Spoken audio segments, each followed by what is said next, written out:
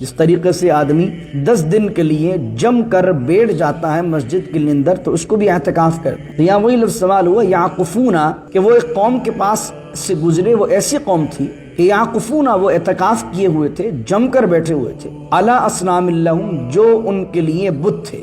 اصنام صنم کی جمع، ان کے معبود جو تھے وہ بتوں کے سامنے بیٹھے ہوئے تھے اور ان کو پوج رہے تھے۔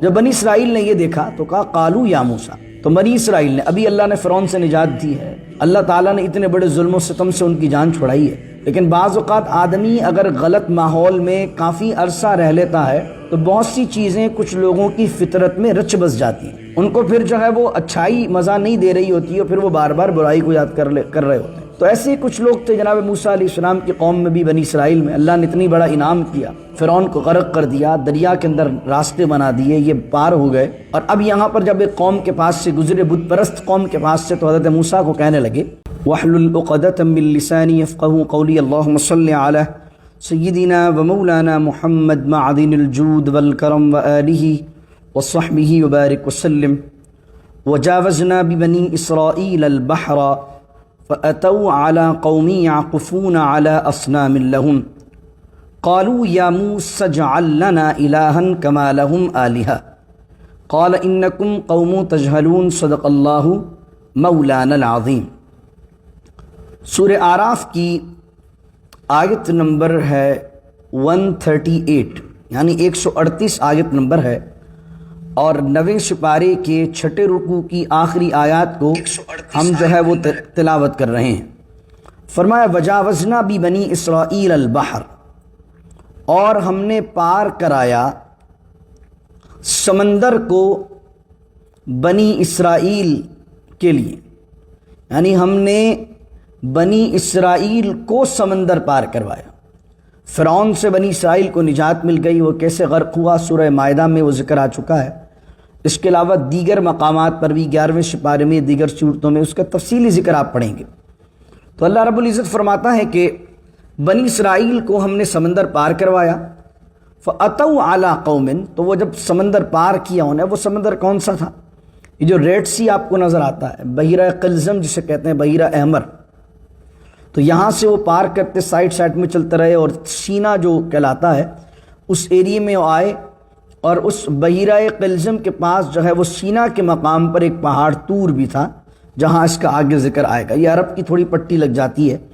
وجاوزنا بھی بنی اسرائیل البحر، جب انہوں نے سمندر پار کر لیا اور وہ ایک ایسی قوم کے پاس آئے، یعقفون علی اصنام لہم، کہ میں وہ جمے ہوئے بیٹھے تھے۔ یعقفون کا معنی ہوتا ہے اعتکاف کرنا، جس طریقے سے آدمی 10 دن کے لیے جم کر بیٹھ جاتا ہے مسجد کے اندر تو اس کو بھی اعتکاف کرتے ہیں۔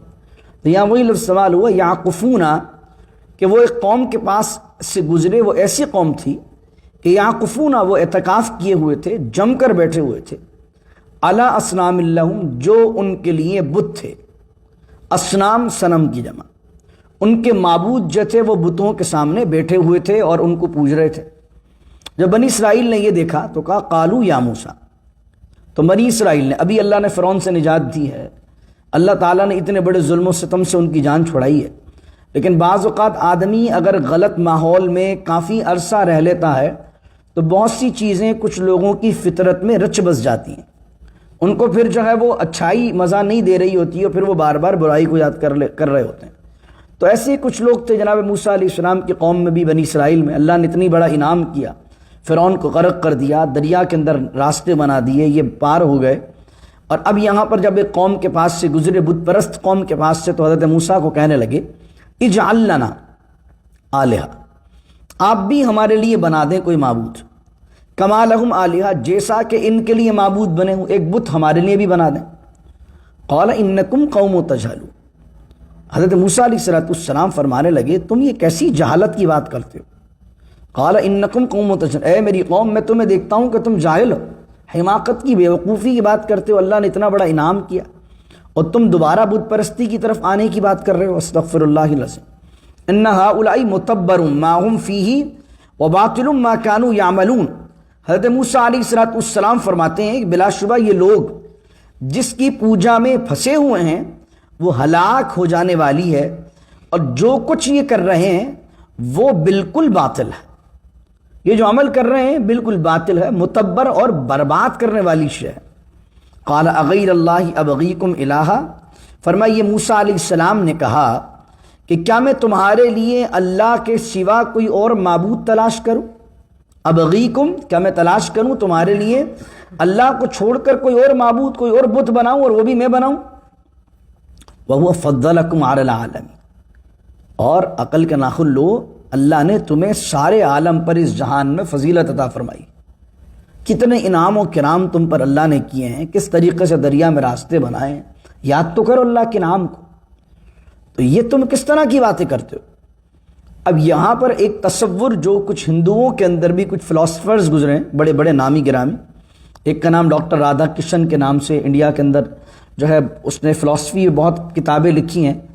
تو اس رادھا کرشن نے جو یہ پوجا پاٹ کا فلسفہ دیا ہے، بھئی کچھ تو بت ہیں جو ان کو ہی معبود سمجھتے ہیں، جو بت ہاتھوں سے بنایا ہوا ہے، لیکن ڈاکٹر رادھا کرشن نے وہی بات جو یہاں اس آیت کے اندر بیان کی جا رہی ہے، رادھا کرشن نے بھی اسی سے ملتی جلتی بات کہی، اور اس نے کہا کہ یہ جو بت بنے ہوئے ہیں اصل میں یہ خدا نہیں ہے، بلکہ آدمی کو خدا کا تصور کرنے کے لیے فزیکلی کوئی چیز چاہیے، تو وہ بت اس لیے بنا دیے جاتے ہیں کہ اس کا بت کا تصور کر کے ذات کا تصور مراد لے لیا جائے۔ تو اس طرح ایک بڑا فلسفی گزرا ہے رادھا کرشن ان میں، تو اس نے کتابوں میں یہ لکھا ہے کہ اصل میں بت پرستی اس وجہ سے کی جاتی ہے کہ بتوں کو دیکھ کر تھوڑا کنسنٹریشن پیدا ہو جاتا ہے۔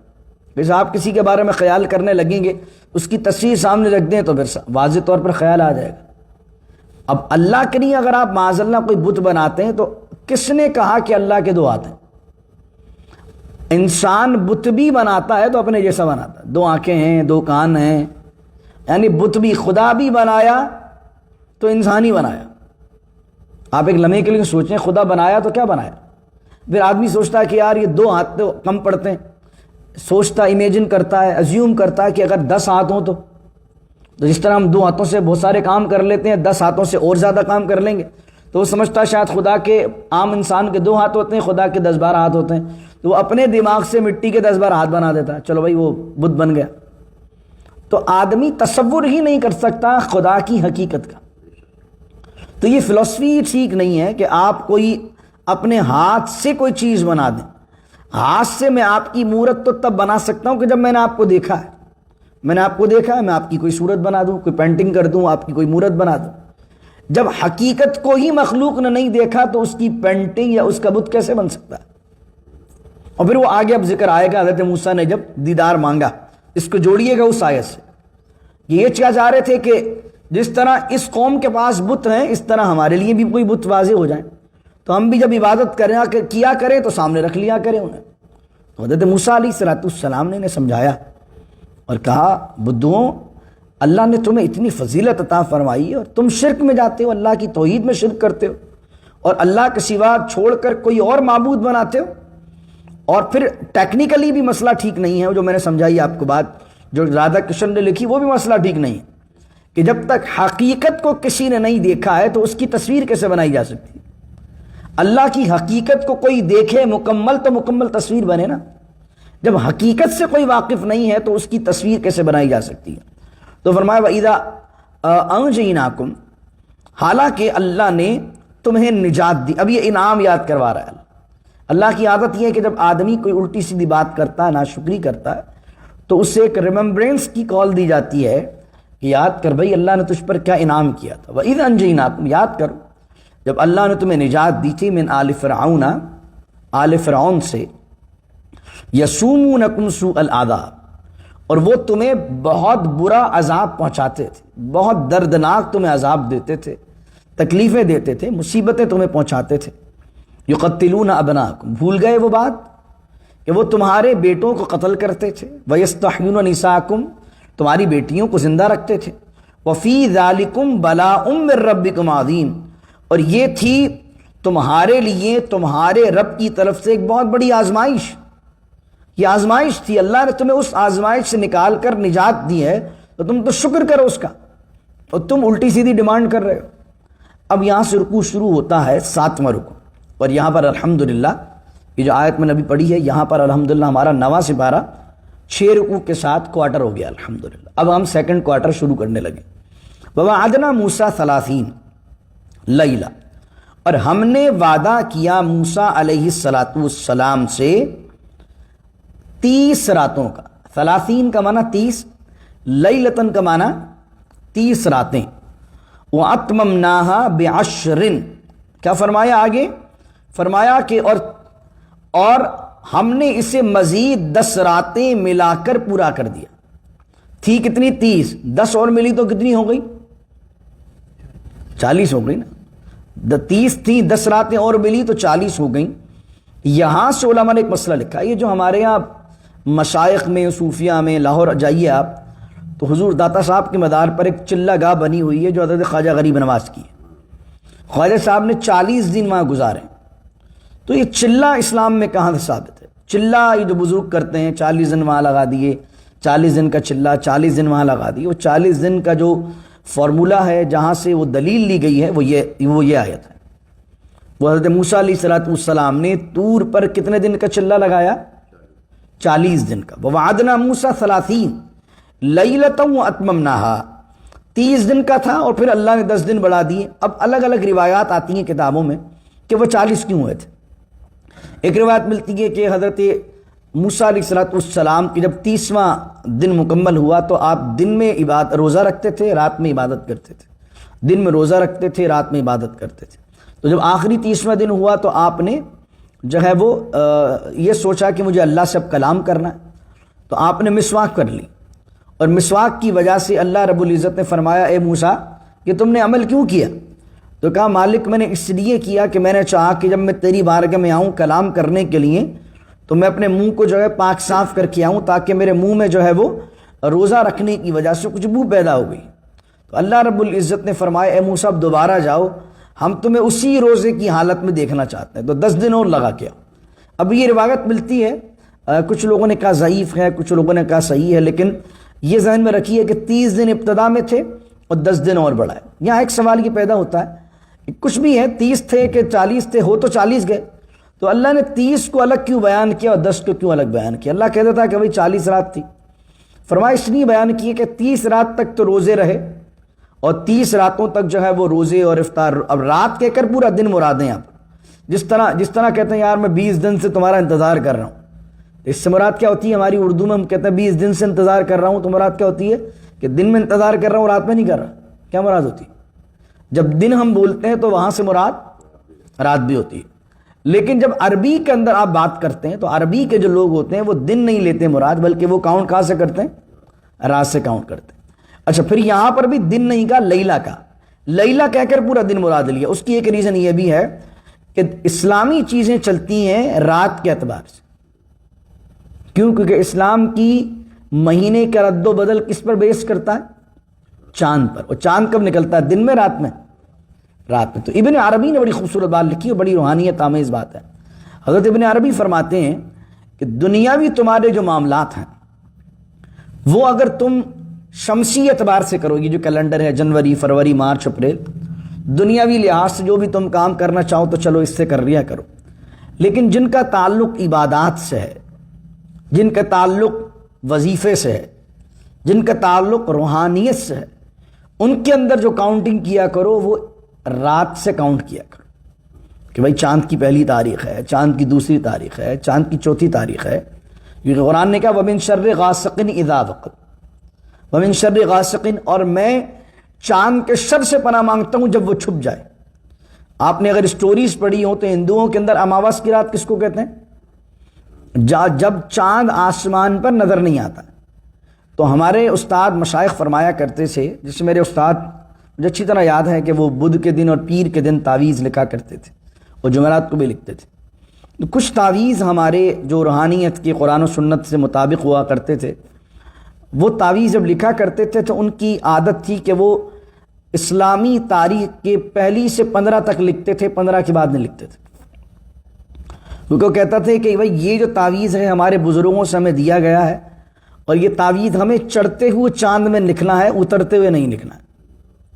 یہ بڑی روحانیت کی اور ڈیپلی باتیں میں آپ کو عرض کر رہا ہوں، اور انہی آیات سے ڈیپ بات کرتے ہوئے مشائخ نے لکھی ہیں باتیں. کہ چڑھتا ہوا چاند، اب کیا ہے کہ اس کے اندر جب چاند چڑھ رہا ہے تو کیا ہے روحانی سپورٹنگ اور ساری چیزیں ساتھ رہتی ہیں، اور جب چاند آسمان سے چھپ جاتا ہے تو قرآن ہی کہتا ہے وَمِن شَرِّ غَاسِقٍ اِذَا وَقَبَ، وہ چاند جب آسمان سے چھپ جائے تو میں اس کے شر سے تیری پناہ چاہتا ہوں۔ تو اللہ تعالیٰ کے اذن سے جنات کو اس میں شیطانی قوتوں طاقتیں مل جاتی ہیں۔ تو اس لیے بہت سے تعویذ ہوتے تھے کہ مہینے کی 13، 14، 15 کو لکھے جاتے تھے، حضرت اس پہ لکھتے تھے۔ جس طرح ایام بیت کے روزے حضور علیہ الصلوۃ والسلام نے جو رکھے ہیں ایام بیت کے، وہ کون سے رکھے؟ 12، 13، 14، 13، 14، 15، یہ حضور علیہ الصلوۃ والسلام نے تاریخیں معین خود نے حضور علیہ الصلوۃ والسلام نے بھی کی ہوئی تھی۔ تو یہاں فرمایا کہ اگر آپ اس طرح دیکھیے، اگر کبھی آپ نے کوئی وظیفہ پڑھا ہو تو بہت سے جو کامل عامل ہیں یا کامل شیخ ہیں وہ کہتے ہیں بھائی اس صورت کو یا اس وظیفے کو 40 دن تک پڑھنا۔ وہ 40 کیا ہے؟ وہ 40 یہی ہے۔ پھر اس طریقے کا آپ دیکھ لیجئے کہ بھائی 40واں کیا جاتا، 50واں کیوں نہیں ہوتا؟ بھائی نیاز کرتے ہیں نا، بڑی نیاز کب ہوتی ہے کہ کوئی انتقال کیا، اس کا سوجم کر دیا، پھر 10واں کر دیا، پھر 20واں کر دیا، پھر 30واں کر دیا، پھر آخر میں بڑی نیاز کو کیا کہہ دیا جاتا؟ 40واں کر دیا۔ اب 40واں کی اس بات کہاں سے نکلا؟ شریعت کے اندر کوئی حدیث میں تھوڑی ہے کہ 40واں کرنا چاہیے، یہ 40 کا کوئی لفظ آیا۔ بس جو صوفیہ نے کہا بھائی 40 کا عدد بڑا مبارک ہے، کیونکہ اللہ نے موسیٰ علیہ السلام کو پہلے بلایا 30 کے لیے اور پھر کتنی راتیں کر دیں؟ تو جو بھی کام کرو اس کے اندر اگر روحانی کام کر رہے ہو تو 40 والا معاملہ کر لو، تاکہ اس میں خاص طور پر اللہ ہی جانتا ہے اس میں 40 میں کیا حکمت تھی، یہ اللہ ہی جانتا نا، کبھی 30 دی تھی بھی 40 کر دی، آگے نا 40 40 راتیں اللہ نے کر دی، تو 40 میں کوئی خاصیت ہے۔ تو اس وجہ سے جب بھی کوئی عبادت یا روحانیت یا وظیفہ یا کوئی معاملہ یا فاتحہ جو بھی آپ کر رہے ہیں تو اس میں 40 کے عدد کو ہمارے صوفیہ نے، ہمارے مشائخ نے لے لیا۔ فرمایا وَوَعَدْنَا مُوسَىٰ 30 لَيْلَةً وَأَتْمَمْنَاهَا، اور ہم نے وعدہ کیا موسیٰ سے 30 راتوں کا، وَأَتْمَمْنَاهَا بِعَشْرٍ، اور ہم نے زیادہ کر دیا، مزید کر دیا، 10 راتوں کو ملا دیا۔ فَتَمَّ مِيقَاتُ رَبِّهِ، تو میقات ہو گئی۔ میقات کسے کہتے ہیں؟ لفظ تو آپ نے سنا ہوگا میقات کا۔ میقات کا مطلب ہوتا ہے اگر میقات کا لفظ جڑ جائے وقت کے ساتھ، مطلب ہوتا ہے کوئی پرٹیکولر، کوئی مقررہ وقت، اور اگر کوئی جگہ کے ساتھ جوڑ دیا جائے میقات تو اس کا مقصد ہوتا ہے کوئی پرٹیکولر لوکیشن۔ آپ جب حج یا عمرے پر جاتے ہیں، جب ایمریٹس میں وغیرہ میں جائیں تو بتایا جاتا ہے نا کہ بھائی میقات آ رہا ہے، آپ احرام مان لیجیے۔ اور میقات پر آدمی اگر عمرے پر جا رہا ہے اور میقات سے گزر گیا بغیر احرام کے تو دم لازم ہو جائے گا۔ جیسے آپ مدینہ شریف سے مکے آ رہے ہیں تو درمیان کے اندر مدینے سے نکلتی ایک میقات آتا ہے جس کا نام ہے ذوالحلیفہ۔ ذوالحلیفہ جہاں پر حضور علیہ الصلوۃ والسلام نے احرام باندھا مکے جاتے ہوئے، اس کو اس زمانے میں ابیار علی بھی کہتے ہیں۔ اب وہ میقات ہے۔ اب کوئی بندہ کہے کہ نہیں میں تو بھائی مکے جاؤں گا، وہیں جا کر مسجد عائشہ سے احرام باندھوں گا، تو ایسا نہیں کر سکتا، اس پر دم لازم ہو جائے گا۔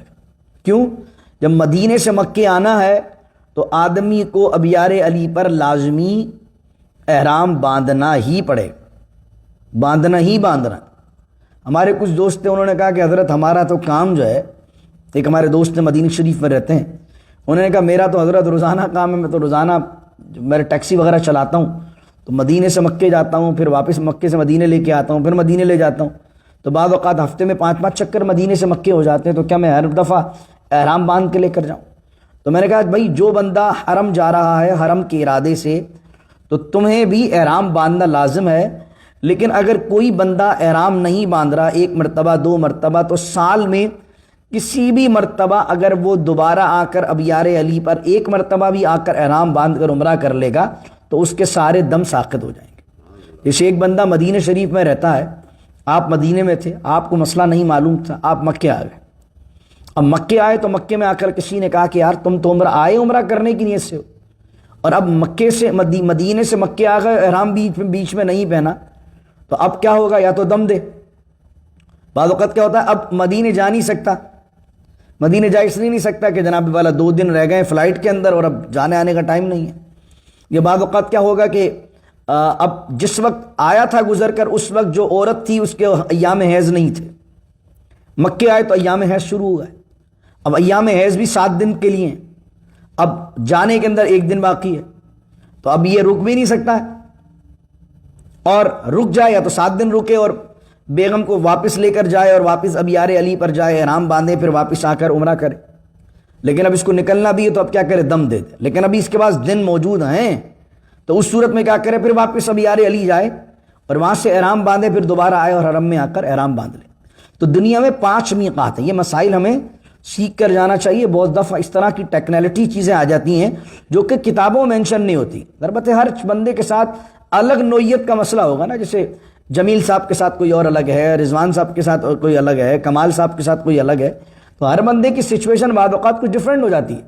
تو کتاب میں تو جنرلی مسائل لکھے ہوتے ہیں، تو اگر کوئی عالم سے یا کسی مفتی سے کنیکٹ رہا کریں، یا تو کسی مفتی کے ساتھ ہی اللہ آپ کو حاضری نصیب کرے، یا کسی سے کنیکٹ رہیں کہ آپ جب وہاں جائیں تو اور کوئی ایسا مسئلہ پیش آ جائے تو آپ کسی مستند آدمی سے بات پوچھ سکیں، کیونکہ وہاں جب آپ پہنچتے ہیں تو ہر عمرہ کرنے والا مفتی بنا ہوتا ہے، ہر بندہ اپنا نیا مسئلہ بتا رہا ہوتا ہے، تو آدمی سوچتا ہے یار یہ کچھ بتا رہا ہے، یہ کچھ بتا رہا ہے، تو میں کہاں جاؤں؟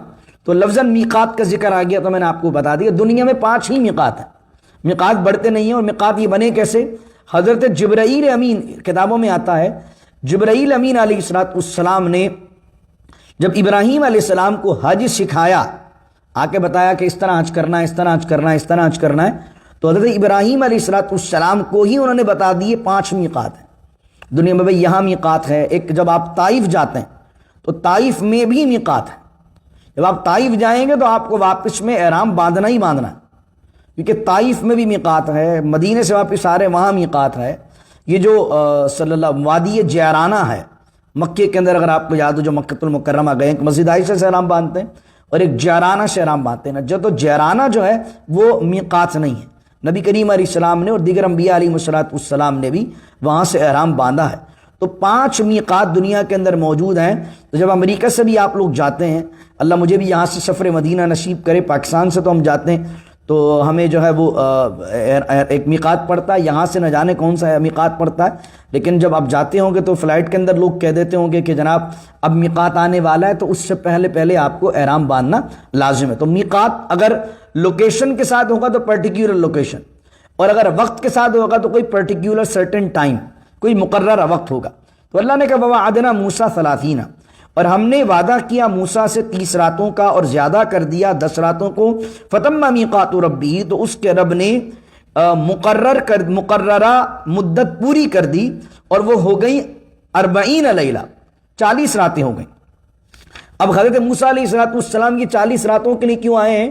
کیونکہ آپ نے مصر میں اپنی قوم سے وعدہ کیا تھا کہ اللہ ہمیں فرعون سے نجات دے دے، تو پھر ہم اللہ کی طرف سے میں شریعت لے کر آؤں گا، کیونکہ وہ بھی چاہ رہے تھے کہ اللہ ہمیں کوئی احکامات دے دے کہ حلال کیا ہے، حرام کیا ہے، کیا کرنا ہے، کیا نہیں کرنا ہے، ایک شریعت باقاعدہ آ جائے۔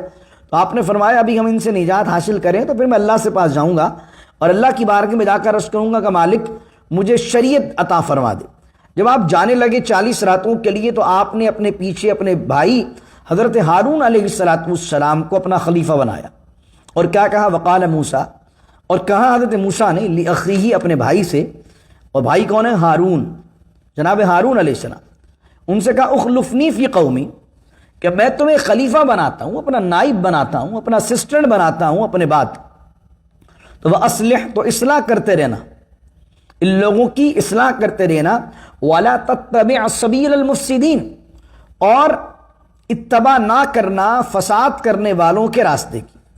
یعنی حضرت موسیٰ علیہ السلام کو بھی اندازہ تھا آپ کی قوم میں شرارتی لوگوں کا، کیونکہ جو لوگ حضرت موسیٰ کی موجودگی میں یہ کہہ رہے ہیں کہ ہمیں کوئی معبود بنا دیں، کوئی بت وغیرہ بنا دیں، تو آپ کو معلوم تھا، آپ نے اپنے بھائی سے کہا کہ دیکھو میں جا رہا ہوں، میرے پیچھے تم جو ہے وہ ان کی اصلاح کرتے رہنا۔ تو یہ خلیفہ بناتے ہیں صوفیہ، یہ بھی اس آیت سے دلیل ملتی ہے کہ حضرت موسیٰ علیہ السلام جب گئے تو انہوں نے اپنے جانے سے پہلے اپنے پیچھے قوم کی اصلاح کے لیے ایک خلیفہ چھوڑا۔ یہاں پر ایک شیعوں کا اعتراض ہے، شیعوں کا ایک معاملہ ہے، اس کو بس دلیل سمجھ لیجئے تاکہ، کیونکہ اہل سنت کے سامنے یہ چیزیں بھی آتی ہیں۔ حضور علیہ السلام جب غزوہ تبوک پر گئے تو غزوہ تبوک پر نبی کریم صلی اللہ علیہ وآلہ وسلم جب تشریف لے گئے تو جاتے جاتے حضور نے مدینے میں حضرت علی مرتضیٰ شیر خدا رضی اللہ تعالی عنہ کو نگہبان بنا دیا اور کہا اے علی تم بچوں کی عورتوں کی حفاظت کرو۔ تو حضرت علی نے فرمایا یا رسول اللہ میں مدینے میں رہوں، اور ان کی حفاظت کروں بچوں کی اور عورتوں کی؟ تو نبی کریم علیہ الصلوۃ والسلام نے فرمایا یا علی انت بمنزلتی ہارون، اے علی تم اس وقت میرے ساتھ جو واسطہ ہے تمہارا، میرے لیے تو بمنزلہ ہارون ہو۔ جس طرح ہارون علیہ السلام، جس طرح موسیٰ علیہ السلام طور پر 40 راتوں کے لیے گئے تھے تو اپنے پیچھے خلیفہ کس کو بنا کر گئے تھے؟ حضرت ہارون علیہ السلام کو۔ تو علی تو بھی میرا بھائی ہے، اور میں اپنے پیچھے خلیفہ بنا کر کس کو جا رہا ہوں؟ انت بمنزلتی ہارون، تم میرے لیے موسیٰ کے قائم مقام ہو۔ تو یہاں سے اس روایت سے اور اس آیت کو دونوں کو ملا کر شیعہ کہتے ہیں کہ دیکھو نبی کریم صلی اللہ علیہ وسلم نے اپنے پیچھے کس کو خلیفہ بنایا؟ حضرت علی مرتضیٰ شیر خدا کرم اللہ وجہ کریم کو۔ تو پتہ چلا حضور کے بعد خلیفہ جو تھے وہ حضرت علی مرتضیٰ تھے اس روایت کے مطابق، اور حضرت علی مرتضیٰ شیر خدا رضی اللہ تعالی عنہ کو خلافت نہیں دی دیگر صحابہ نے۔ تو اس وجہ سے ان کے کچھ علماء نے معاذ اللہ یہ تک لکھا کہ کیونکہ اس حدیث پر صحابہ نے عمل نہیں کیا تو کئی صحابہ اسلام سے باہر ہو گئے، استغفر اللہ العظیم۔ جو صحابہ کرام علیہم رضوان کی ایمان پر ڈاکہ ڈالے اور ان کو معاذ اللہ گمراہ کہے تو ایسا شخص کا اسلام سے کوئی تعلق نہیں۔ تو اب ہم اس کی دلیل کیا دیتے ہیں؟ ہم یہ دلیل یہ دیتے ہیں کہ دیکھو غزوہ تبوک میں حضرت علی کو پیچھے چھوڑا ہے نا، 13 غزوات میں حضور نے شرکت کی ہے۔ جس جنگ میں حضور خود شرکت کرتے ہیں اس کو کیا کہتے ہیں؟ میں کئی دفعہ بتا چکا ہوں، غزوہ۔ اور جس میں حضور علیہ الصلوۃ والسلام خود شرکت نہیں کرتے بلکہ حضور نے کسی صحابی کو لیڈر بنا کر اس کو اپنی جگہ بھیجا اور خود رک گئے، اس کو کہتے ہیں سریہ، سین را یا ہا۔ غزوہ وہ ہے جس میں حضور علیہ الصلوۃ والسلام خود بنفس نفیس شرکت کرنے والے ہیں۔ تو 13 غزوات میں حضور نے شرکت کی، اور حضور نے 13 مرتبہ مدینۃ المنورہ میں نماز پڑھنے کی اور پڑھانے کی ذمہ داری جس کی لگائی ہے وہ صحابی ہیں عبداللہ ابن ام مکتوم، ایک نابینا صحابی ہیں۔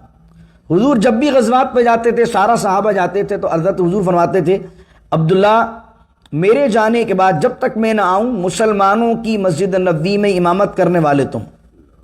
تو حضور نے 13 غزوات میں اپنے پیچھے حضرت عبداللہ ابن مکتوم کو نماز کی امامت میں اپنا خلیفہ بنایا۔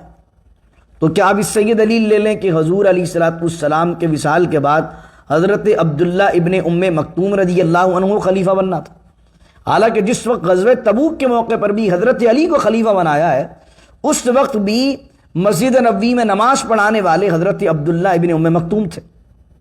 اور عبداللہ ابن ام مکتوم کون تھے؟ یہ ان صحابیوں میں سے جو مؤذن تھے۔ حضرت بلال حبشی کا تو لوگ نام جانتے ہیں رضی اللہ عنہ۔ حضرت بلال رضی اللہ تعالی عنہ کے علاوہ ایک اور مؤذن ہیں حضور کے، وہ کون ہے؟ یہ نابینا صحابی حضرت عبداللہ ابن ام مکتوم تھے۔ اور روایات میں آتا ہے بخاری میں کہ 2 اذانیں ہوتی تھی، ایک تہجد کی اذان ہوتی تھی جو آپ دیکھتے ہیں آج بھی حرم میں ہوتی ہے۔ تو جو پہلی اذان ہوتی تھی تہجد کے وقت وہ حضرت بلال دے دیا کرتے تھے رضی اللہ عنہ، اور کیونکہ وہ اول وقت میں ہو جاتی تھی۔ دوسری اذان حضرت عبداللہ بن ام مکتوم دیتے تھے۔ اس کی ریزن کیا تھا کہ وہ نابینا تھے۔ جب واضح طور پر صبح کا کرن واضح ہو جاتی اور کوئی آ کر ان کو بتاتا کہ بھئی صبح صادق ہو گئی ہے اذان دے دیجئے، تو کوئی ان کو آ کے بتاتا تو پھر وہ دوسری اذان عبداللہ ابن ام مکتوم رضی اللہ عنہ دیا کرتے تھے۔ تو عبداللہ ابن ام مکتوم جو ہیں یہ ہیں 13 غزوات میں حضور علیہ الصلوۃ والسلام کے مصلی پر بطور خلیفہ نماز پڑھانے والے۔ تو اب کیا اس آیت سے جب آپ حضرت علی مرتضیٰ شیر خدا کرم اللہ وجہ کریم کی خلافت ثابت کر رہے ہیں تو پھر دوسری روایت سے عبداللہ ابن ام مکتوم کی تو خلافت بدرجہ اولیٰ ثابت ہو رہی ہے۔ اور پھر حضور علی جس طرح حضرت موسیٰ علیہ السلام جب طور سے واپس آئے تو حضرت ہارون علیہ السلام کو ان کو دوبارہ اپنی ڈیزگنیشن مل گئی، اور جو ذمہ داریاں لگی تھیں وہ دوبارہ ذمہ داریاں کس کے پاس واپس آ گئی؟ حضرت موسیٰ علیہ السلام کے پاس۔ تو حضور غزوہ تبوک میں جو ذمہ داری دے کر گئے ہیں وہ ذمہ داری حضرت علی مرتضیٰ شیر خدا رضی اللہ تعالیٰ عنہ کو ٹیمپریری طور پر دے کر گئے۔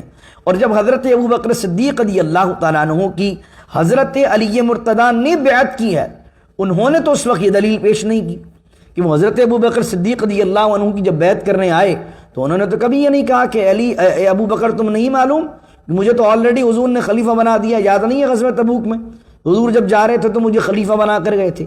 جب یہ دلیل اور یہ حدیث حضرت ابو بکر کی بیعت کرتے ہوئے حضرت علی نے پیش نہیں کی تو تم اس حدیث کے مفہوم کو حضرت علی سے زیادہ جانتے ہو.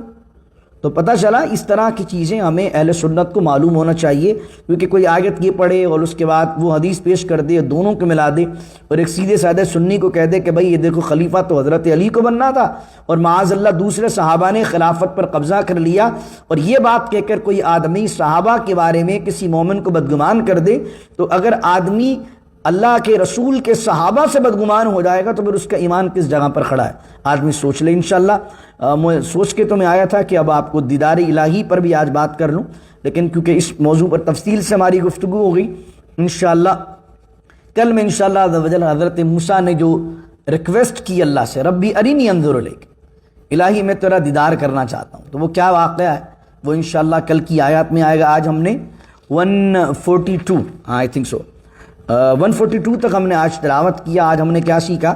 دیکھیں تصوف اور صوفیزم جو ہے نا, جب آپ اس کو قرآن سے سمجھتے نہیں ہیں تو آپ کو سمجھ میں نہیں آتا, لیکن اگر آپ کو اس کی بیس دیکھیں اور واقعی وہ صوفیزم ہو, ایسا نہیں صوفیزم کے نام پہ جو ڈرامے بازیاں بھی چل رہی ہیں اس سے ہم قطع نظر ہے, لیکن صوفیہ نے اگر کوئی چیز کہی ہے, کہیں چلا ہے, کہیں کچھ ہے, کہیں کچھ ہے, اس کی کوئی نہ کوئی قرآن و سنت میں بیس ہوتی ہے. اب 40ویں کا جو لفظ ہے آپ کے ذہن میں سوال ابھر سکتا ہے یہ 40 کہاں سے آ گیا بھائی, 41 کیوں نہیں ہے, 42 کیوں نہیں ہے, 35 کیوں نہیں ہے, اس طرح کا سوال آ سکتا ہے. تو پتہ کیا چلا, کچھ نہ کچھ 40 کی بیس ہے, اور وہ بیس کیا ہے وہ جو ہم نے آپ کے سامنے بیان کی. تو اس طریقے سے جب بھی کوئی وظیفہ کریں, کوئی عمل کریں, اس وجہ سے آپ صوفیہ کے اندر دیکھتے ہیں کہ ایک آخری بات کر دوں کہ ایک جو ہے وہ آدمی ایک عورت پر عاشق ہو گیا, عورت اللہ والی تھی, اس نے کہا جا کر اس کو پرپوز کیا, بھائی تو مجھے بہت اچھی لگتی ہے اور میں تجھ سے نکاح کرنا چاہتا ہوں اور میں تجھ سے یہ معاملہ کرنا چاہتا ہوں. عورت آلریڈی شادی شدہ تھی.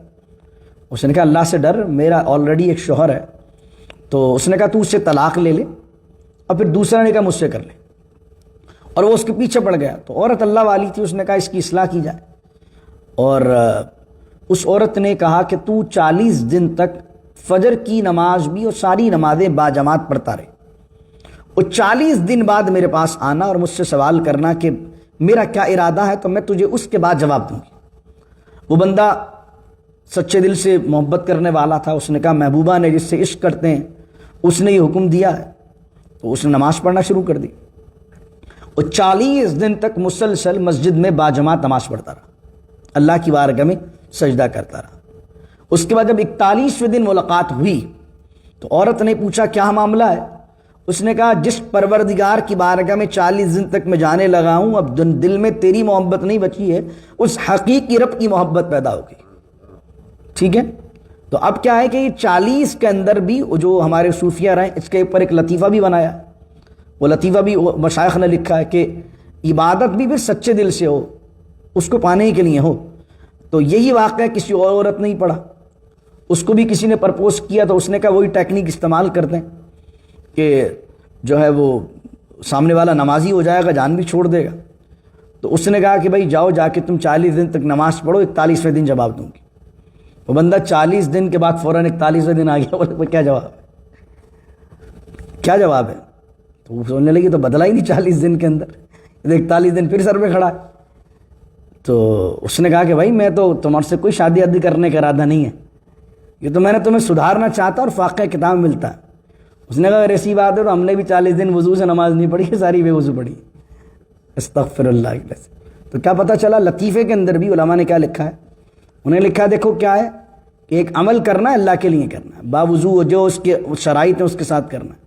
اب جب بے وضوئی 40 دن تک نماز پڑھی ہے تو کیا اثر آنا ہے. تو اگر کوئی وظیفہ آپ کر رہے ہیں, میں یہ 40 کا ایک میرے ذہن میں واقعہ آ گیا تو میں نے آپ کو سنایا, کوئی بھی عمل کرنے جا رہے ہیں تو کوشش کریں کہ وہ 40 دن اس کے مکمل کر لیں, اور پھر اس میں ناغہ نہ ہو.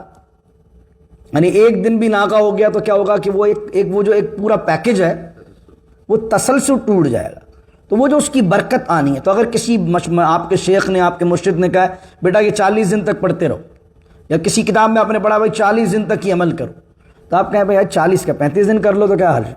تو 35 دن بھی, ایک دن بھی اللہ کا نام لوگے برکت تو ملے گی, لیکن وہ جو پورے پیکج کی مناسبت ہے, جو پورا بینیفٹ اس پیکج کا آنا ہے 40 کا, اس کی ایک الگ روحانیت ہوگی. اور اس کی بیس کیا یہ آیات ہے. دعا کیجیے اللہ رب العزت سے اللہ تعالی عمل کی توفیق عطا فرمائے. بسم اللہ الرحمن الرحیم. الحمد لله رب العالمين والصلاة والسلام على أشرف الأنبياء والمرسلين ربنا ظلمنا أنفسنا وإن لم تغفر لنا وترحمنا لنكونن من الخاسرين رب اجعل لي مقيم الصلاة ومن ذريتي ربنا وتقبل دعاء ربنا اغفر لي ولوالدي وللمؤمنين يوم يقوم الحساب إن الله وملائكته يصلون على النبي يا أيها الذين آمنوا صلوا عليه وسلموا تسليما اللهم صل على سيدنا ومولانا محمد معدن الجود والكرم وآله وصحبه وبارك وسلم سبحان ربك رب العزة عما يصفون والسلام على المرسلين والحمد لله رب العالمين لا إله إلا الله محمد رسول الله